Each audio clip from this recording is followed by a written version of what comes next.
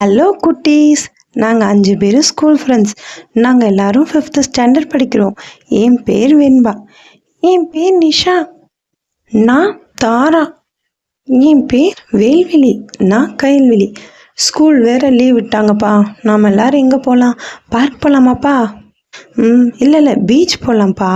வேண்டாம், நம்ம நல்லா சாப்பிடுவோம், அதனால் ரெஸ்டாரண்ட் போகலாம். என்ன நாங்கள்லாம் பேசிகிட்டு இருக்கோம், நீங்கள் 2 பேர் மட்டும் அமைதியாக இருக்கீங்க. இல்லை, எங்கள் 2 பேருக்கும் ஒரு ஐடியா. நீங்கள் எல்லோரும் எங்கள் ஊருக்கு வரீங்களாப்பா? லீவை அங்கே போய் என்ஜாய் பண்ணுவோம். உங்கள் ஊருக்கு போய் லீவை என்ஜாய் பண்ணுறதா? உங்கள் ஊரில் என்ன இருக்குது அப்படி? பார்க் இருக்கா? இல்லை பீச் இருக்கா? சாப்பிட்றதுக்கு நல்ல ஒரு ரெஸ்டாரண்ட் தான் இருக்கா? ஏய் தாரா, அப்படிலாம் அவங்கள்ட்ட பேசக்கூடாது. அவங்களும் நம்ம ஃப்ரெண்ட்ஸ் தானே.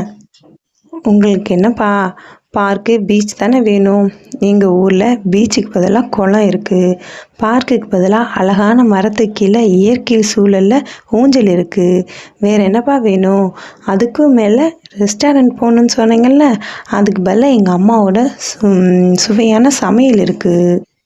ரெஸ்டாரண்ட் தானே போகணும் நீங்கள்? ரெஸ்டாரண்ட் பதிலாக எங்கள் அம்மாவோட சுவையான சமையல் இருக்குப்பா. எங்கள் ஊருக்கு எல்லோரும் வாங்க. ஏய், அவங்க தான் அவ்வளோ தூரம் சொல்கிறாங்கல்ல, வாங்கப்பா போய் தான் பார்ப்போமே எப்படி இருக்குன்னு. சரி, இவ்வளோ பேர் சொல்கிறீங்க, வாங்க போயிட்டு வருவோம். ஏய் தாரா, நீ நினச்ச மாதிரி தான் தாரா நானும் நினச்சேன்.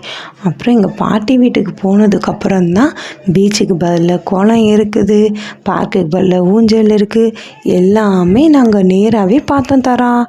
குளத்துக்குள்ளே மீன் அழகாக இருந்துச்சு. மீன் பிடிச்செல்லாம் விளாண்டோம் தெரியுமா? ஏய் என்னப்பா சொல்கிற, குளத்துக்குள்ளே மீன்லாம் இருக்குமா? இருக்கும், மீன் இருக்கும். நம்ம அதை பிடிச்சி விளாட்லாம். வா தர. எனக்கு இப்போயே போகணும் போல் ஆசையாக இருக்குப்பா. சரி ஓகே, எல்லாருமே அவங்கவுங்க பேரண்ட்ஸ் கிட்ட பர்மிஷன் கேட்டு வந்துருங்க.